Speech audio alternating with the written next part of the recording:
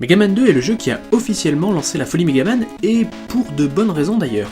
Il est plus long, plus beau, un peu moins dur, plus épique, bref, bien meilleur que son prédécesseur. Quoique l'histoire est sensiblement exactement la même. Le Dr. Wily souhaite encore conquérir le monde, et pour ce faire il envoie ses 8 nouveaux Robot Masters. Bubbleman, Quickman, Crashman, Woodman, Flashman, Metalman, Hitman et Airman ravager la planète, et toi, misérable joueur, est le seul à pouvoir l'en empêcher.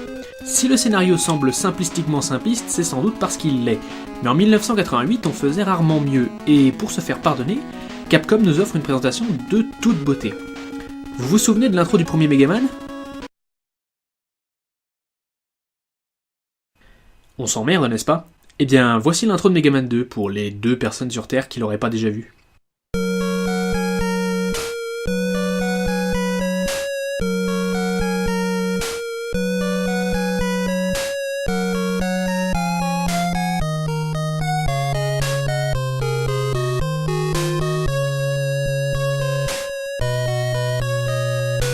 Si vous n'arrivez pas à lire entre les lignes, le message est « Ce coup-ci, ça va être grand et épique ».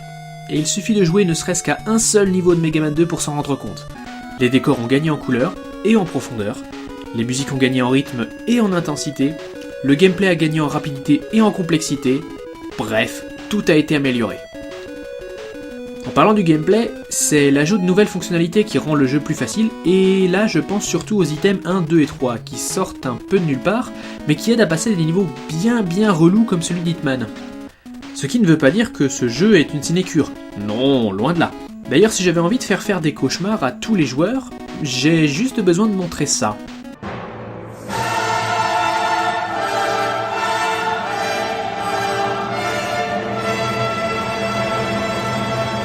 Mais l'intensité de ces séquences est savamment calculée, ce qui fait qu'on en demande toujours plus. Les combats de boss sont des challenges, mais ils ne sont jamais démesurément injustes. Boss qui sont plutôt inspirés en termes de design, quoique pour certains, et je pense surtout à Bubbleman, ça fait parfois pâté de pixels, mais cet avis n'engage que moi. Mega Man 2 a été admirablement bien reçu, tant par la critique que par les joueurs. C'est le jeu Mega Man qui s'est le mieux vendu avec 1,5 million de cartouches écoulées dans le monde. Beaucoup de personnes le considèrent comme le meilleur Mega Man de tous les temps, et il est souvent, et à juste titre, cité comme un des meilleurs jeux de la NES. Moi-même, je trouve un grand plaisir à jouer à Mega Man 2, et pour avoir vu un ami me citer de mémoire toutes les astuces et les bugs du jeu, j'arrive à croire que des gens considèrent ce jeu comme le meilleur de tous. Et à tous ces gens, je souhaiterais dire, vous êtes vraiment conscients que Mega Man 3 est sorti juste 2 ans après ?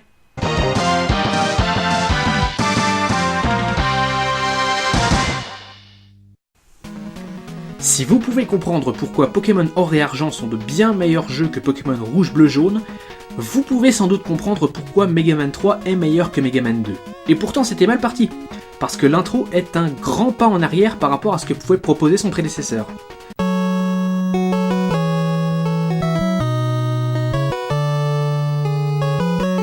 Pour ce qui est du reste, Mega Man 3 fait soit aussi bien, soit mieux. Passons en revue le scénario. Le méchant Dr. Wily, après son 2e bottage de cul en autant de tentatives de conquérir le monde, est redevenu le gentil Dr. Wily. Mais ça n'empêche pas aux choses de mal se passer puisque le vilain Breakman décide de tout péter et pour cela il est aidé de ses 8 Robot Masters personnels, Sparkman, Snakeman, Needleman, Hardman, Topman, Geminiman, Magnetman et Shadowman. Bien entendu, vous partez sur le champ de bataille, mais cette fois-ci, vous n'êtes pas seul, puisque le très câlin robot canin Rush vous accompagne et il remplace les items 1, 2 et 3 de Mega Man 2 d'ailleurs. La maniabilité a été améliorée avec l'ajout du Mega Slide, un nouvel atout bien souvent moqué dans Bob & George, qui permet à notre héros de glisser pour éviter une attaque ennemie, ajoutant de la vitesse et un peu de stratégie à un gameplay jusqu'ici plutôt statique. On tire, on saute et c'est tout.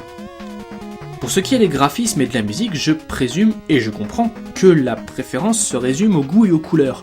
Mais Mega Man 3 a axé sur la grandeur, ce qui est déjà pas simple quand on sait que c'était déjà l'axe de Mega Man 2. Néanmoins, on est capable de voir la différence pour le Stage Select et les niveaux de la forteresse. Il y a également beaucoup moins de bugs graphiques. Mais là où Mega Man 3 se démarque, c'est par son contenu.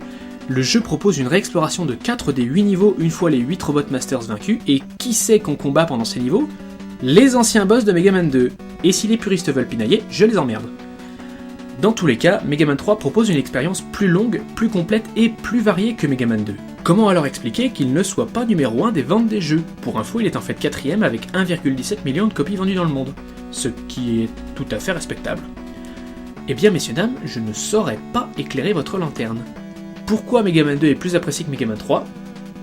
Si vous pensez avoir une réponse, faites-m'en part dans les commentaires, je serais ravi de connaître votre explication. Quoi qu'il en soit, la réussite bien méritée de ces deux jeux a autorisé Capcom à se permettre une nouvelle trilogie sur NES, ce qui deviendra, et on le verra dans les prochains épisodes, Mega Man 4, 5 et 6.